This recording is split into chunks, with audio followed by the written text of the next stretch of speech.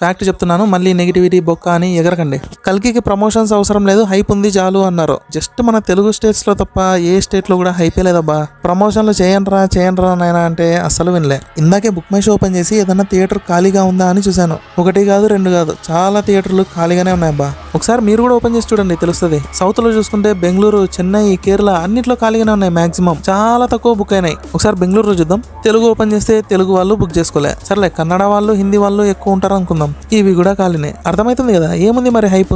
ఖాళీ ఖాళీ ఖాళీ ఖాళీ ఖాళీ అన్ని ఖాళీనే. ఇంకా నార్త్ లో చూసుకుంటే ఈ సినిమా వస్తుందని తెలుసో లేదో అర్థం కావట్లేదు. టైం ఉంటే ఒకసారి బుక్ మై షో ఓపెన్ చేసి చూడండి. పెద్ద పెద్ద సిటీస్ లో చాలా థియేటర్లు ఖాళీగానే ఉంటాయి. చాలా కాదులే, మాక్సిమం అన్ని థియేటర్లు ఖాళీగానే ఉన్నాయి. నిన్నటి వరకు కల్కి ఫస్ట్ డే ఎంత కలెక్ట్ చేసేది అనుకున్నాం? 200 crores కదా. ఈవెన్ హిందుస్థాన్ టైమ్స్ కూడా అదే చెప్పింది. కానీ బుకింగ్స్ ని చూస్తే మాత్రం అసలు నమ్మాలనిపించట్లే. అందుకే ప్రమోషన్స్ ని ఎప్పుడు నెగ్లెక్ట్ చేయకూడదు.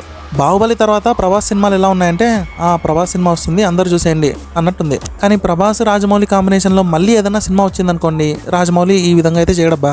ఈవెంట్స్ పెట్టి ప్రమోషన్లు అయితే ఖచ్చితంగా చేస్తాడు. రాజమౌళి ప్రమోషన్స్ ఎలా ఉంటాయంటే, ఇంటికి వచ్చి మరి మా సినిమా వస్తుంది ఖచ్చితంగా చూడండి అని చెప్పినట్టు ఉంటుందబ్బా. ఆయన ఓన్లీ ప్రభాస్ని అయితే నమ్ముకోడు. సినిమా కోసం ఎంత కష్టపడ్డారు, ఆ సినిమాలో కంటెంట్ ఏంది, ఫస్ట్ డే సినిమా చూడకపోతే ఈ ఫిల్మ్ మిస్ అవుతామా అనే ట్రాన్స్ లోకి తీసుకెళ్తాడు. అందుకే బాహుబలి తర్వాత ఫస్ట్ డే పరంగా RRR నెంబర్ 1 ఉంది. కానీ ఇప్పుడు వచ్చే డైరెక్టర్లు ఎలా ఉన్నారంటే, మాకు ప్రభాస్ ఒక్కటి చాలబ్బా, మిగతాది ఏం అవసరం లే, ప్రమోషన్లు బొక్క ఏమొద్దు, ప్రభాస్ సినిమా వస్తుందంటే ఇండియా మొత్తం చూస్తారు అనే డైలమాలో ఉన్నారు. దీనికి బెస్ట్ ఎగ్జాంపులే ఈ ఎంటీ సీట్స్. ఇది ప్రెజెంట్ సిచ్యువేషన్ అయితే. నెగిటివిటీ కాదు, బొంగు కాదు, ఉన్నది ఉన్నట్టు చెప్పిన అంతే. కానీ ఫ్యాన్స్ కి నెగిటివ్ గా అనిపించచ్చు, నో ప్రాబ్లం. ఈ విధంగా కూడా ఒక ప్లస్ పాయింటే. ఎందుకంటే ఇది మైండ్ లో పెట్టుకుంటే ఎక్స్పెక్టేషన్స్ చాలా తక్కువ పెట్టుకుని వెళ్తారు. సో అప్పుడు మూవీ ఎలా ఉన్నా సరే నచ్చే ఛాన్సెస్ ఎక్కువ ఉంటాయి. ఓకే, ఇప్పుడు సినిమా మీద నా ఒపీనియన్ చెప్తా. ఫైనల్ గా వచ్చేసిందబ్బా. రేపు వచ్చేస్తుంది. ప్రభాస్ ఫ్యాన్స్ అందరికీ ఒక అచీవ్మెంట్ టైప్ అనమాట రేపు. జస్ట్ వీళ్ళు ఒక్కటే కదలే కానీ ప్రతి ఒక్కరు ఈ సినిమా ఇండియన్ సినిమా హిస్టరీలోనే ఇంకొక రికార్డ్ ని క్రియేట్ చేయాలి అనుకుంటున్నారు. అంటే ఫస్ట్ రికార్డ్ బాహుబలి క్రియేట్ చేసింది కదా, ఆ రికార్డు ఇప్పటి వరకు అన్బీటబుల్ గానే ఉంది. సో ఆ రికార్డ్ ని ఇప్పుడు కల్కి బ్రేక్ చేస్తుందా లేదా అనేది పెద్ద క్వశ్చన్. చెప్పాలంటే రిజల్ట్ రేపే తెలిసిపోతుంది. ఫ్లాప్ టాక్ వచ్చింది అనుకోండి 400 to 500 crores వస్తుంది.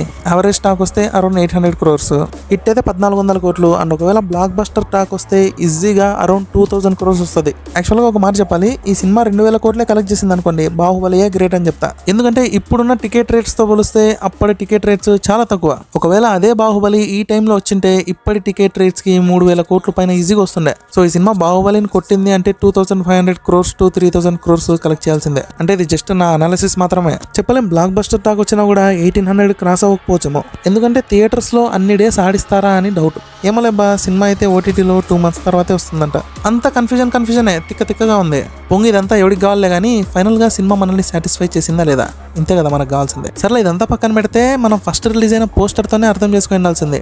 ఈ పార్ట్ వచ్చేసి కల్కి వర్సెస్ కలి కాదు, ఇట్స్ అశ్వత్థామ వర్సెస్ భైరవ. ఈ పోస్టర్ లో ఇట్స్ క్లియర్. నాకు తెలిసి సినిమా మొత్తం వీళ్ళిద్దరు కొట్లాడుతూనే ఉంటారు. భైరవ ఏమో రైడర్స్ వైపు, అశ్వత్థామ ఏమో రెబల్స్ వైపు. వీళ్ళిద్దరి మధ్యలో టీ షాప్ పెట్టుకునే క్యారెక్టర్ ఇచ్చింటే బాగుండేదబ్బా నాకు. ఏమో నాగశ్విన్ ఈసారి ఛాన్స్ మిస్ చేసుకున్నాడు. ఇంకా సంతోష్ నారాయణ చెప్పినట్టు మన భైరవ బౌంటీ హంటరే. స్లోగా ఎవాల్వ్ అవుతూ ఒక ఎపిక్ లా మారతాడంట. అండ్ ఇంకోటబ్బా, ఈ వైట్ డ్రెస్ లో ఉండేది ఎవరు అనే డౌట్ ఉంది కదా. నేనైతే ఇక్కడ మాక్సిమం నాని అయింటాడు అనుకుంటున్నా. అండ్ తన రోల్ వచ్చేసి అర్జునుడు కాదు, కృష్ణుడు. అదేదో ఒక బాంబు వచ్చి మీద పడితే ఎట్లుంటది, ముక్కలైపోదు, సేమ్ అదే విధంగా ఇక్కడ రథం కూడా పీసులు అయిపోయింది. యాక్చువల్ గా కొంతమంది ఏం చెప్తున్నారంటే అర్జునుడు బ్రహ్మాస్త్రాన్ని అశ్వత్థామ మీద ప్రయోగిస్తాడు, అందుకే రథం అనేది ముక్కలుగా ఇరిగిపోయింది అని చెప్తున్నారు.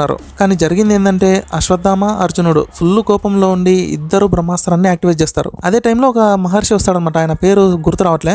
ఇది తప్పుపై ఇట్లా చేయకూడదు మీరు అని చెప్పి ఆపేపిస్తాడనమాట. కానీ ట్విస్ట్ ఏంటంటే బ్రహ్మాస్త్రాన్ని యాక్టివేట్ చేయడము డీయాక్టివేట్ చేయడము అర్జునుడికి తెలుసు, కానీ అశ్వత్థాముడికి జస్ట్ యాక్టివేట్ చేయడం మాత్రమే తెలుసు. కానీ మనోడికి ఆఫ్ చేయడం ఎలానో తెలియదు. సో ఇంకా ఫుల్ కోపంలో ఉంటాడు కాబట్టి ఆ బ్రహ్మాస్త్రాన్ని ఉత్తర వైపు ఇసురుతాడనమాట. అదే ఈ సీను, ఇదందరూ తెలిసిందిలే. అప్పుడు కృష్ణుడికి కోపం వచ్చి తన పవర్తో ఈ విధంగా అశ్వత్థామ రథాన్ని విరగొట్టింటాడు. ఒకసారి ఊహించుకున్నబ్బా, నాని ప్రెజెంట్ ఏ హెయిర్ స్టైల్లో ఉన్నాడో అదే హెయిర్ స్టైల్, అదే లాంగ్ హెయిర్ ఉంటుంది కదా, ఆ హెయిర్ స్టైల్లో ఇదే వైట్ డ్రెస్ లో బ్యాటిల్ ఫీల్డ్కి వచ్చి కూల్ గా తన పవర్ ని అశ్వత్థామ మీద ఉపయోగించి శాపం పెట్టి వెళ్ళిపోయే సీన్ ని చూపిస్తే ఎక్సలెంట్ ఉంటుంది. నిజంగా బా, ఈ సీన్లు ఉంటే మాత్రం సినిమాకి ఖచ్చితంగా ప్లస్ పాయింటే. ఒకసారి ఊహించుకోండి, అర్జునుడిగా విజయ్ దేవరకొండ అంటే మనోడిని ఈ గెటప్ లో ఊహించుకోండి. ఇంకా యంగ్ అశ్వత్థామ గెటప్ ఎలా ఉందో తెలిసిందే. వీళ్ళిద్దరు కోపంలో ఉండి బ్రహ్మాస్త్రాన్ని యాక్టివేట్ చేసే సీన్ చూపిస్తే దీనమ్మ ఉంటది, టాప్ లేచిపోతుంది. ఫుల్ హై ఇచ్చే సీన్ ఖచ్చితంగా చూపిస్తారో అని అనుకుంటున్నా. ఇంకా నాగశ్విన్ దయ్య. ఇదబ్బా మ్యాటర్. ఈ వీడియో మీద మీ ఒపీనియన్ ఏంటో కమెంట్ చేయండి. ఏ హీరో మీద కూడా కావాలని నెగిటివ్ గా చెప్పాను, ఉన్నది ఉన్నట్టే చెప్తా. బాగుందంటే బాగుంది, లేకపోతే లేదు. ఉంటా మరి. వీడియో నచ్చితే లైక్ చేయండి, షేర్ చేయండి, వీలైతే సబ్స్క్రైబ్ కూడా చేయండి. Thank you, have a nice day, tata, bye.